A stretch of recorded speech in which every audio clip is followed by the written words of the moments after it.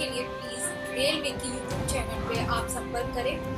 Please like, share and subscribe the YouTube channel. Wagon Indian Railways की एक precious asset है और इसमें माल की ढुलाई होती है। और इंडियन रेलवेज़ का जो मेजर शेयर होता है रेवेन्यू में, वो वागन से माल की ढुलाई का ही होता है। वागन के शॉर्टेज को लेकर Indian railways time to time जो है अपना कंसर्न जाहिर किया और अभी अभी 90,000 वागन्स बनाने के लिए एक ऑफ़र भी निकाला। इस ऑफ़र में बहुत सारी कंपनियों ने जो है पार्टिसिपेट किया है।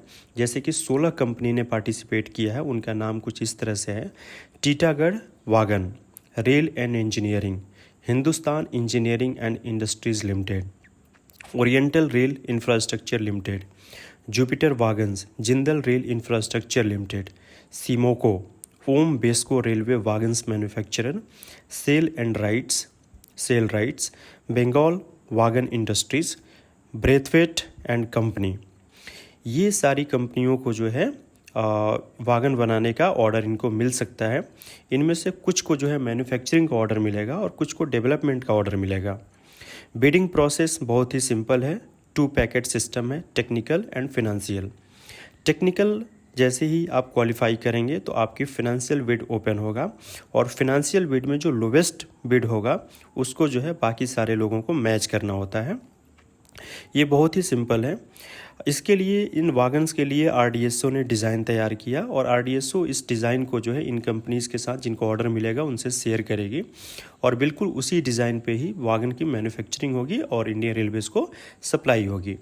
ये काफ़ी हाई प्रायोरिटी में है क्योंकि कार्गो हंगरी रेलवे अभी जो है कार्गो के लिए रेलवे जो है पूरी तरह से मतलब भूखी है और रेलवे को ज़्यादा से ज़्यादा कार्गो को लोड करना है और उसको एक जगह से दूसरे जगह ट्रांसपोर्ट करना है ताकि जो है कार्गो का शेयर जो है इंडियन रेलवेज़ में बढ़ पाए। अगर आप देखेंगे नेशनल रेल प्लान के अनुसार, जो एनआरपी है नेशनल रेल प्लान, उसके अनुसार जो है 2030 तक 40 से 45% कार्गो का शेयर चाहिए, जो कि अभी जो है 26 से 27% है। यानी कि ऑलमोस्ट इसको डबल करना है और डबल करने के लिए वागन्स चाहिए और लोकोमोटिव चाहिए ताकि जो है गुड्स को, प्रोडक्ट को एक जगह से दूसरी जगह पे आसानी से ढोया जा सके। 2030 तक इस टारगेट को मीट करने के लिए कम से कम 3 लाख वागन चाहिए और 3 लाख वागन का जो है एश्योर्ड सप्लाई इंडियन रेलवेज़ में होनी चाहिए।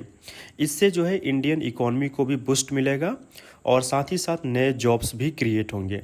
हालांकि ये कुछ चैलेंजेस भी होगा, जैसे कि आप देख रहे हैं जो ग्लोबल सिचुएशन है जिसमें कि कोरोना की वजह से लॉकडाउन का होना चाइना में, यूक्रेन रशिया वॉर जो कि एक मेजर बॉटलनेक है, इसके वजह से विगत 2 महीने में स्टील प्राइजेस जो है 20% अप हुए हैं।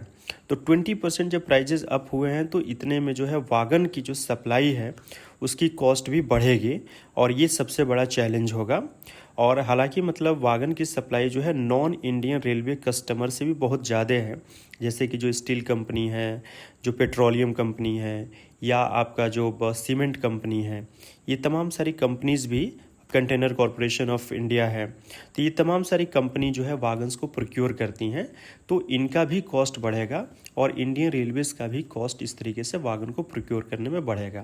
तो इन चैलेंजेस के बाद भी इंडियन रेलवे जो है वागन की सप्लाई को बढ़ाना चाहती है और जो टोटल कार्गो का शेयर है उसको 40 से 45% करना चाहती है 2030 तक। तो ये बहुत ही एम्बिशियस टारगेट है और ऐसा अगर होता है तो इंडियन इकोनॉमी के लिए बहुत ही बड़ा एक बूस्ट मिलेगा। थैंक्स।